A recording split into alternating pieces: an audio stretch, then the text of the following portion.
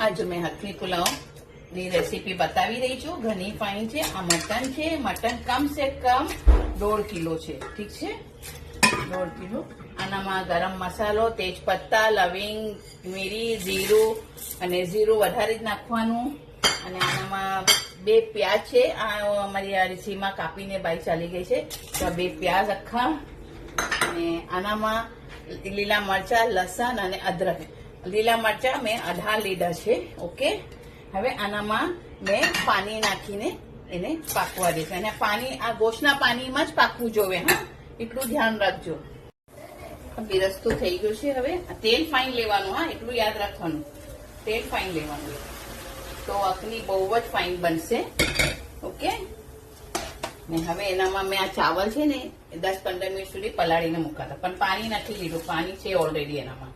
ઠીક છે, હવે આ પાકશે તો આગળનું તમારે બતાવું કેવી બને છે એ।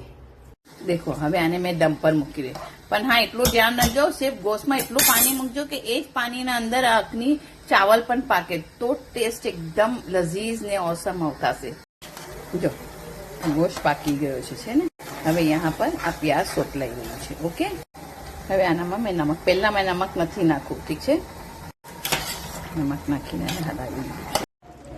જો આ રેડી થઈ ગઈ છે મારો અખની પુલાવ। ઓકે, ફૂલ રેસીપી છે હા બહેનો।